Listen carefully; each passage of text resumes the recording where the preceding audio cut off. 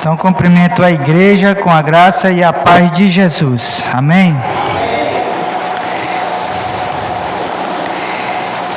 Queridos e amados irmãos, hoje nós vamos falar sobre o seguinte tema: falando a palavra de Deus através de enigmas. Falando a palavra de Deus através de enigmas. Então eu convido a igreja a abrir as suas Bíblias. E no livro de 1 Crônicas, capítulo 3, leamos versículo de 1 ao versículo 8. E estes foram os filhos de Davi, que lhes nasceram em Hebrom: o primogênito Amon, de Ianoá, a Jerelezita; o segundo Daniel, de Abigail, a Carmelita; o terceiro Absalão, filho de Maaca, filha de Tal, rei de Gesur; o quarto Adonias, filho de Agite; o quinto Cefatias, de Abital; o sexto Itreão, de Eglar, sua mulher. 6 filhos lhe nasceram em Hebrom, porque ali reinou 7 anos e 6 meses, e 33 anos reinou em Jerusalém. E estes nasceram em Jerusalém: Simeá, e Sobabe, e Natã, e Salomão. Estes 4 lhe nasceram de Bet-Suá, filha de Amiel. Nasceram-lhe mais Ibá, Elissama, Elifelete, Nogá, Nefeg, Jafia, Elissamá, Eliada e Elifelete. 9. Vamos orar. Ó Deus querido e amado, estamos diante da Tua palavra. Te pedimos, Pai, no nome de Jesus, fala conosco, e que a Tua palavra, Senhor, faça mudanças, transformações radicais no nosso caráter. Para a glória de Jesus, nós te suplicamos. Amém. Podeis sentar. Tem coisas na vida que nós queremos gritar a todo momento, propagar. Nós queremos divulgar muitas vezes um momento de sucesso. Às vezes queremos dividir bênçãos, e a forma é divulgar, fazer a propaganda, chegar lá e querer convencer as pessoas a receber também a bênção, de diversas formas, não é? Às vezes na inscrição da casa própria, minha casa, minha vida, olha, é tão fácil, então você vai convencer alguns colegas a fazer as inscrições, coisa fácil, tem, dá para você e dá para mim, e às vezes a pessoa é indiferente a essas coisas, mas é próprio nosso querer divulgar as coisas. Quando se trata do Evangelho, muitos cristãos têm esse desejo de falar de Cristo a todo momento, e muitos podem ser taxados de fanático, não é? Rapaz, o cara não fala de outra coisa, tem tantos outros assuntos, mas só fala disso. Vez por outra nós temos que dar um tempo. E o que tem a ver essa leitura que eu fiz? O que tem a ver o título que eu falei com essa introdução que eu estou falando agora?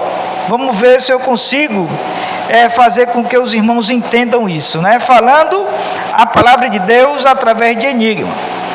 Davi parece que estava nesses momentos assim, bem eufórico, vibrando, querendo falar de Deus, e ele, nessa hora, coloca o nome dos filhos dele com um significado que vai falar ao povo aquilo que Deus é, aquilo que Deus faz, aquilo que Deus pode fazer na vida de cada pessoa.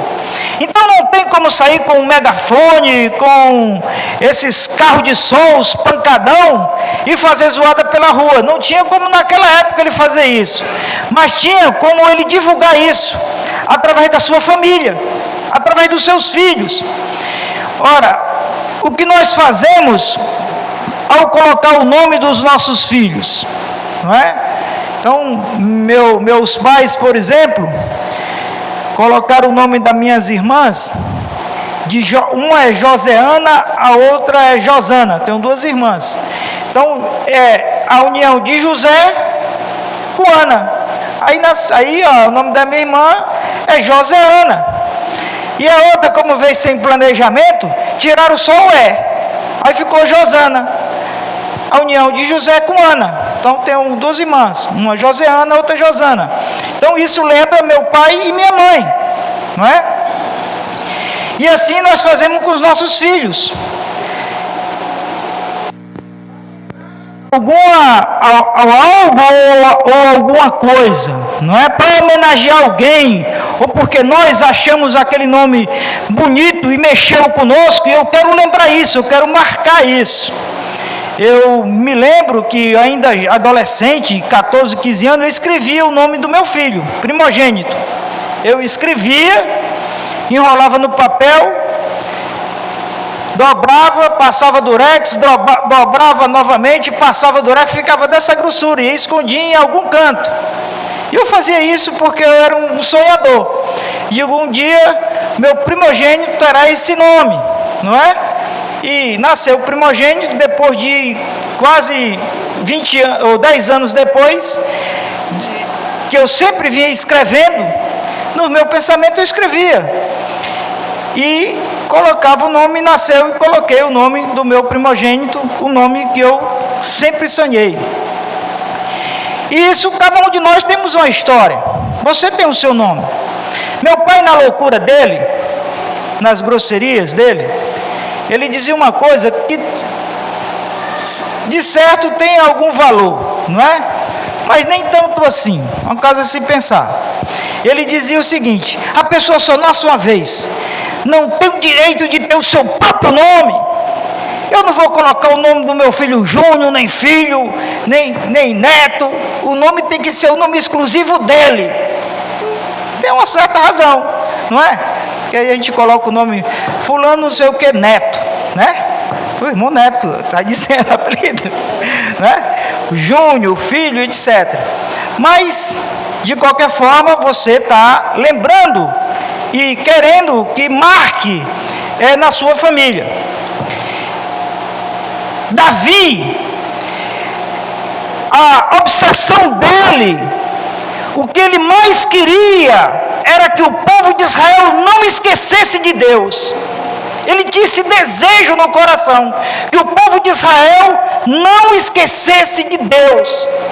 Aí ele passou a colocar o nome dos filhos dele com um significado que falasse ao povo de Israel.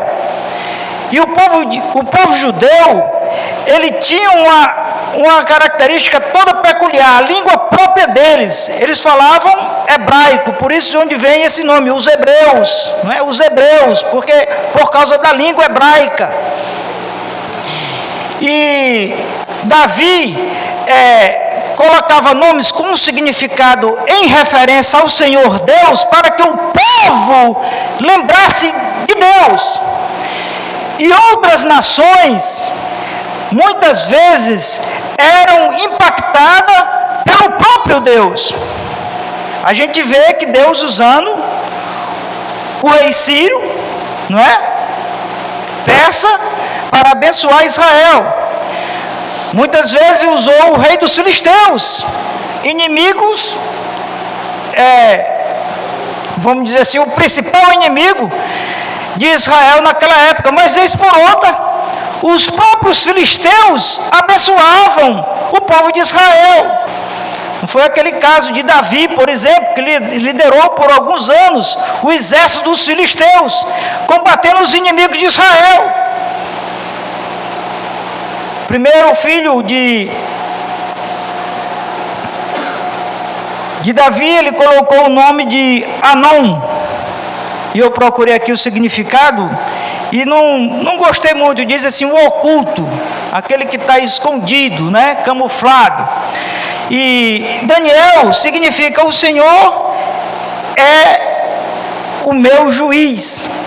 O Senhor é o meu juiz.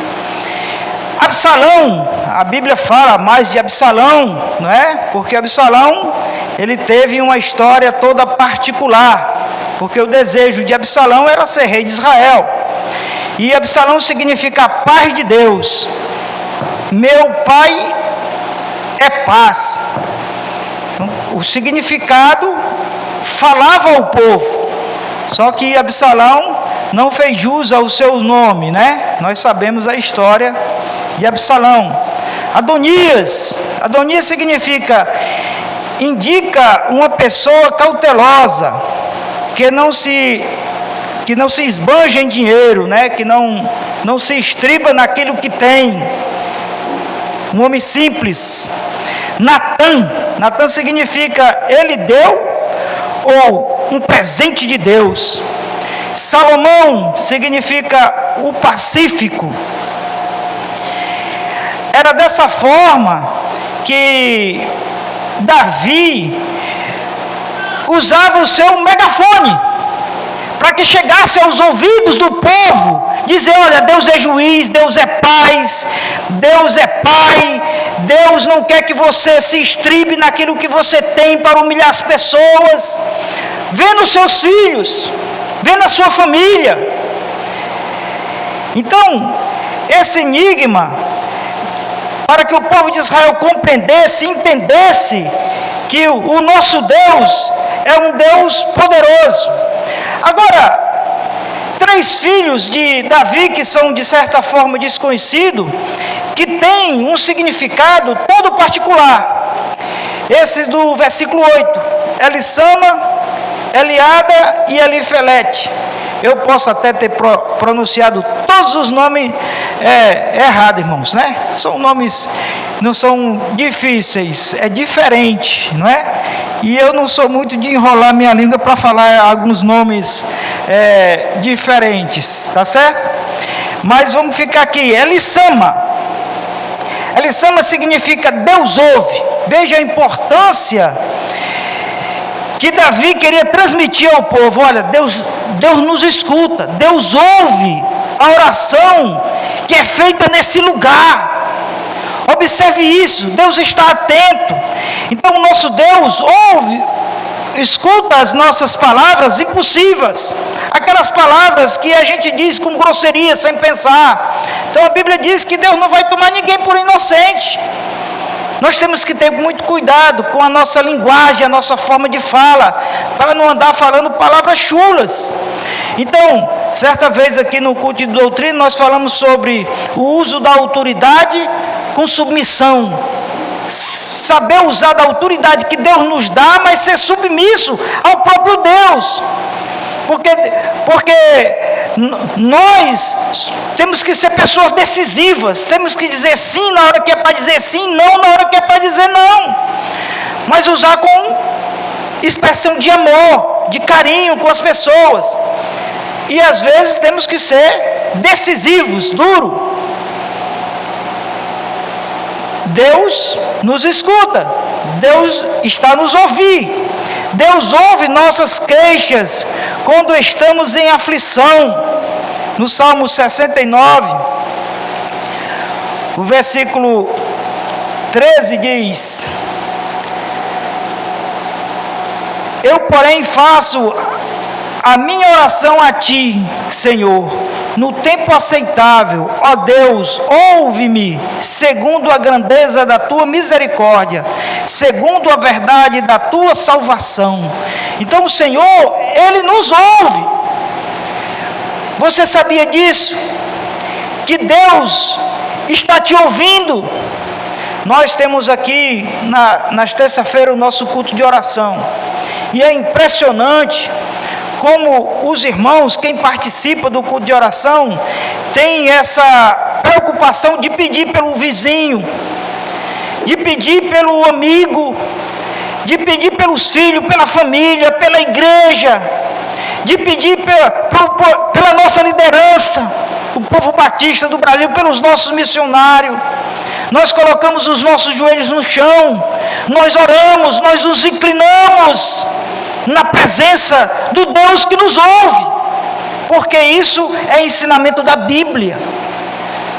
Sabe, irmãos, se nós nos cumprimentássemos no meio da rua dizendo: olha, Deus nos ouve, Deus está te ouvindo, não tem como a gente sair feito louco, apesar de ter um louco aqui no Timbó que sai, né, gritando, e ele é interessante, tem uma história toda particular sobre aquela pessoa, mas a gente fica assim, digo, isso é loucura, e ele sai de bicicleta, a pé, e sai gritando: Deus nos ouve.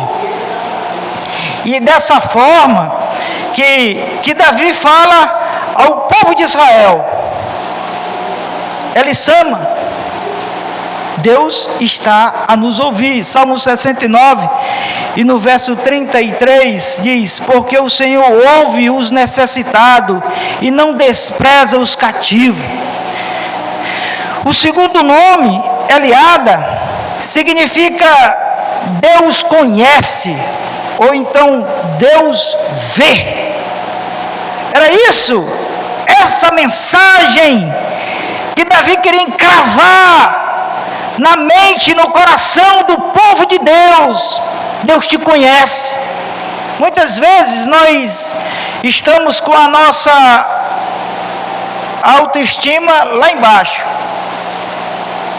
meio sem graça, desmotivado, sem empolgação, e quando nós estamos assim, de repente nós escutamos conselhos totalmente que nos levam mais para baixo ainda.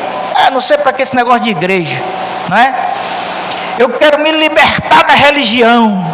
Mensagens mais ou menos dessa forma, que nos empurram cada vez mais para baixo. Isso é um perigo. Mas o inimigo de nossas almas se aproveita desse momento para desvanecer o seu povo, para desencorajar, porque o povo de Deus é um povo ativo. Num passado bem recente, nós, os evangélicos, era um povo que dava menos trabalho à sociedade. Não tinha um evangélico preso por um crime por ele mesmo planejado, sabe? Hoje em dia tem até igreja evangélica dentro de presídio, né? Tem crentes, pastores dentro de presídio, e quando sai comete os mesmos crimes, porque entre aspas é a profissão deles: roubar, matar e destruir. E não sei que tipo de evangelho é esse, né? Mas é uma verdade. No nosso tempo existe isso. Já contei aqui uma história que o pastor Fernando Brandão falou lá na Convenção Batista Brasileira, mas pode ser que tenha uma pessoa aqui que não tenha escutado, né, a história. O pastor Fernando Brandão, prestando o seu relatório lá na convenção, eles foram visitar o presídio. Pode até não ter sido pastor Fernando Brandão, pode ter sido outro, mas eu vou aqui dar o nome da história aí. Aí ele chegou e disse o seguinte, que a capela do presídio é uma maravilha, cheia de crente. E um dos nossos líderes, pastores batistas, foi lá perguntar ao pastor, o dirigente lá da igreja no presídio, que os membros, os pastores, os diáconos, os músicos, são os próprios presidiários. São os próprios presidiários. Foi perguntar como é esse negócio de igreja, os problemas que tem na igreja, se são os mesmos problemas que tem nas igrejas das comunidades. Se os crentes somem, se os crentes ficam brigando por cargo, se os crentes às vezes não querem fazer nada, não é? Se todo mundo, eu digo, mas eu faço, ninguém me reconhece. Foi lá falar com o dirigente, problema nenhum. Quando nós começamos, aí até começou a ter problema. Aí o pastor perguntou assim, como não tem problema nenhum? Não, aqui. Mas me explique por que não tem. Não, pastor, porque quem aparecer, quem der problema, nós mata. Digo, meu Deus, foi aquela gargalhada no plenário, né? Vejam o nível de conversão dos presidiários, não é? porque estar na igreja cantando essas canções que mexem com a estrutura emocional é excelente, irmãos. Coisa boa, a gente pensa que está pisando no céu. Agora vai lá com a tua família, ouvir os gritos do teu pai e da tua mãe, e ser gentil com eles. Ver teu filho fazendo alguma coisa e você ser amável com ele, saber educar ele, vai lá.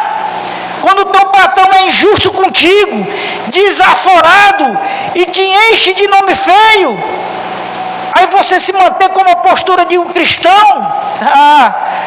Agora dentro da igreja, chorar é complicado. Mas Deus nos conhece. Deus nos conhece, Deus nos vê. E Ele cada vez mais se aproxima de nós. Que mensagem! Aí esse enigma, onde as pessoas viam aquele cidadão, Eliada, e ele vê e se lembra, Deus me conhece, Ele sabe o desejo que eu tenho de agradá-lo, Ele sabe que eu sou imperfeito, mas Ele me conhece, Ele me vê. Certa vez, irmãos, eu fui para um congresso da Ordem dos Pastores Batistas do Brasil, e eu estava com muito conflito na minha cabeça, sabe? Muito perturbado mesmo, estava muito preocupado, me sentindo perseguido, desanimado. E tinha mais ou menos uns 2.000 pastores, e eu não conhecia nenhum. Então eu fiquei no auditório lá em cima, lá no Clube do Português em Niterói, olhando para o pregador. E o pregador era o pastor Lécio Dornas. E nesse congresso, os preletores trouxeram o esboço das suas mensagens. Trouxeram o esboço da mensagem e alguma parte pontilhada para a gente preencher. Ele dizia uma palavra-chave e nós colocávamos ali a palavra-chave. Isso foi em 2000. E Lécio Dornas disse uma coisa. Ele disse: quando você sentir... Aí ele disse assim: tem muitos pastores que perdem muito tempo querendo se justificar do que estão falando dele. Aí ficam se justificando, visitam uma família, visita outra, fala na igreja, curte de doutrina, e querendo se justificar e querendo mostrar que não está fazendo aquilo que ele está sendo acusado. Aí ele disse: meu irmão, tem peleja que não é sua. Deus peleja por você. Preste atenção no que eu vou lhe dizer. Ele falando, ele disse assim: você vai prestar conta daquilo que você faz, não daquilo que dizem que você faz. Aí eu fiquei todo arrupiado. Eu digo: Jesus, era isso que eu queria ouvir. Aí eu fiquei lá em cima, estava lá em cima e disse: mas eu não anotei o que ele falou. Como foi que ele disse mesmo? Aí ele disse assim: eu vou falar de novo bem devagarzinho, anote aí. Aí por isso que eu sei decorado. Você vai prestar conta daquilo que você faz, não daquilo que dizem que você faz. Meu irmão, Deus te vê, Deus te conhece, Deus nos conhece, cada um de nós. Nós estamos no meio de uma multidão, somos aquela cabecinha na foto, mas Deus conhece cada cabecinha daquela, sabe o nome, tem intimidade. Deus conhece os nossos problemas, as nossas dificuldades, os nossos anseios, os sonhos. E não tem esse negócio não, irmãos. A gente pode fugir do aprisco, tanto pelo lado da bênção, como pelo lado da dificuldade. Quantas pessoas não são abençoados, se tornam grandes empresários e não tem mais tempo de estar na igreja, de participar de cultos, de reuniões? Quantos? Não, me converti, minha empresa bombou e não tenho mais tempo para essas coisas. Jesus, né? E outros porque digo: não, vou resolver primeiro esse problema. Ontem estava ouvindo a pregação do pastor Paulo César, e ele falou uma coisa interessante. Ele disse, foi cumprimentar o irmão e disse: cadê sua esposa? Ela disse, e o irmão falou: não, ela ficou lavando roupa. dia de domingo, 7 horas, lavando roupa. O pastor disse: lugar de lavar roupa é aqui na igreja. Aqui é o lugar de lavar roupa, porque tem muita gente com roupa suja. Eu digo, que coisa interessante, né? Digo, Jesus, é em todo canto. Existem. Muitas vezes ficamos assim, desanimados, procuramos outras tarefas. Mas Deus conhece, irmãos, o coração de cada um de nós. E pelo fato de Deus conhecer, muitos de nós ficamos com medo, queremos nos afastar. Mas Deus nos conhece e quer nos abençoar. Ele quer ser um parceiro para resolver os nossos problemas. Mas Ele quer que nós dizemos: Senhor, você comigo. Eu já pelejei, já fui, já dei meu limite. Peleja por mim, não é? Mas quando a pessoa é indiferente, Salmo 37, versículo 18 diz: o Senhor conhece os dias dos retos, e a sua herança permanecerá para sempre. Andar com retidão, irmãos, com sinceridade diante de Deus. Terceiro nome, Elifelete, significa Deus faz, ou Deus liberta, ou Deus livra. Quando de nós gostamos, nos emocionamos, quando somos livres de situações difíceis, graças a Deus, Deus me deu essa libertação, não é? Eu fui livre em situações diversas, não é? E Deus faz isso mesmo. Deus abençoa mesmo. E nós temos que saber isso, que Ele faz. Ele ouve, Ele conhece e Ele liberta, porque Ele atende e Ele faz. Para aquele que é sincero, para aquele que ama, para aquele que busca, para aquele que sabe reconhecer a vontade de Deus. Porque muitas vezes Deus nos abençoa muito mais daquilo que nós pedimos, muito mais daquilo que nós merecemos, se merecemos alguma coisa. A Bíblia diz no Salmo 66, versículo 19: mas na verdade Deus me ouve, atendeu a voz da minha oração. Sabe por que Ele atende? Porque Ele pode fazer. Você pode ter um grande problema, difícil, insolucionável, foge do seu controle, da sua mão.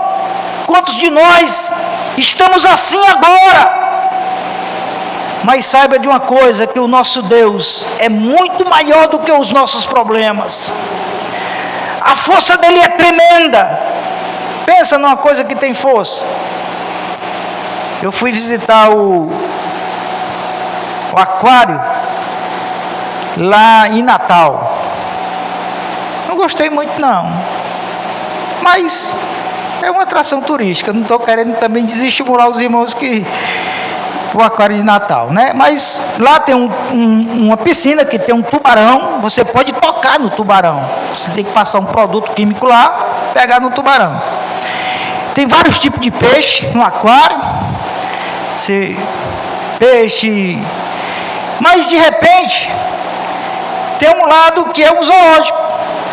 Zoológico tem vários animais. E tem um hipopótamo, né? Um hipopótamo, não é, preto? É aquele, é? Um hipopótamo. Mas pensa num bicho.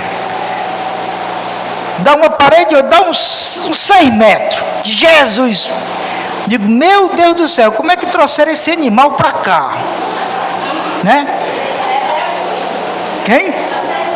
Mas eu diminuo um pouco, filha. Vou diminuir um pouquinho. 5 metros, tá bom? 3? Não, mas era mais de 3. Sério? Mas o bicho é grande demais, Jesus. Pesado. Forte. Aquele bicho deitando numa pessoa, a pessoa morre. Não basta fazer nada, basta só se deitar em cima. Toneladas. E a pele de um animal daquele é mais forte do que um osso. Incrível. Eu estou aqui colocando uma força num animal, mas esse animal não tem mais força do que o nosso Deus, não é mais forte. Aí pensa na força da natureza, no ímpeto das águas, não tem mais força do que o nosso Deus. Pensa numa pessoa para ter medo de trovão e raio, né? Trovão e raio, quando dá aquele trovão que sai rasgando tudo, digo, Jesus, ainda bem que eu não moro em edifício, não é? O nosso Deus é mais forte, mais poderoso. Ele ordena a natureza e a natureza para. Mas se Ele ordenar que a natureza fique brava, vai ficar também, porque o nosso Deus é soberano, a força é dEle. Ele faz, irmãos, Ele faz segundo a sua vontade.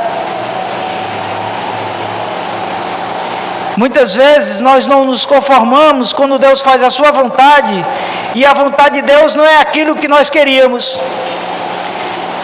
e não descansamos.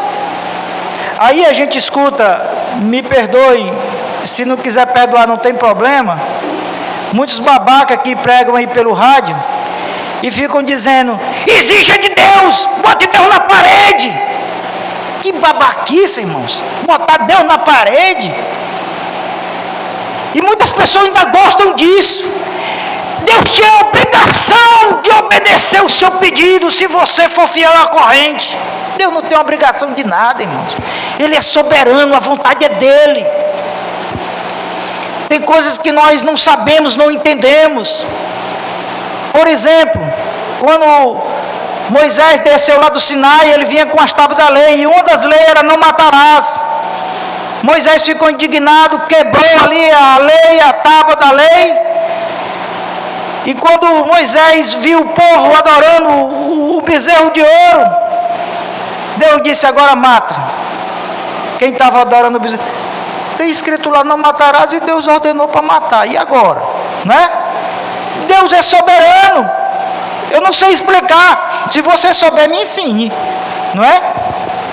Mas não sei explicar. Agora Ele é soberano. Ele é o dono da verdade.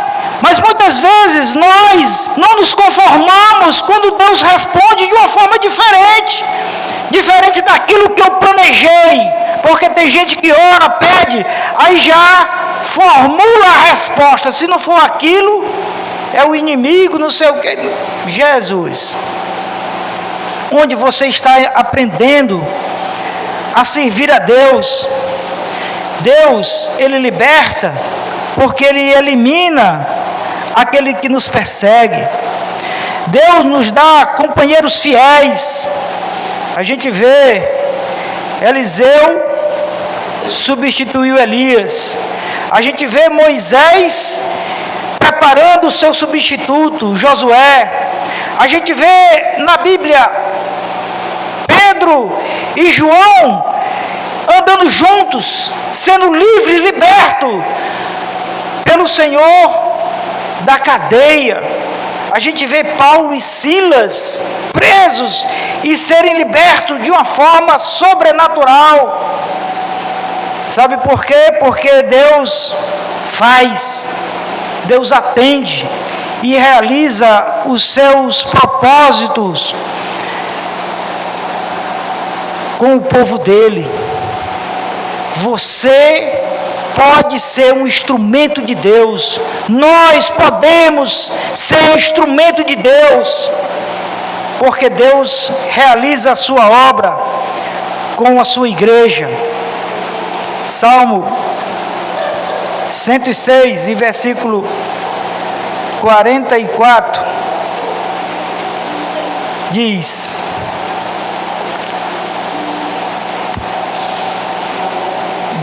contudo, atendeu a sua aflição, ouvindo o seu clamor.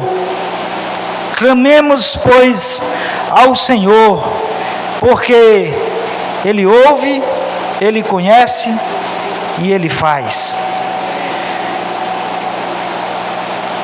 O que é um enigma? O enigma é uma coisa difícil de ser decifrado. Para nós desvendarmos o enigma, nós temos que ir a fundo na pesquisa e descobrir a peça. Aquilo que vai nos fazer conhecer. Deus fala conosco através desses enigmas. Nós precisamos descobrir o que Deus quer realizar através de nós. Você precisa, nós precisamos, como igreja que somos, para a glória de Jesus. Amém?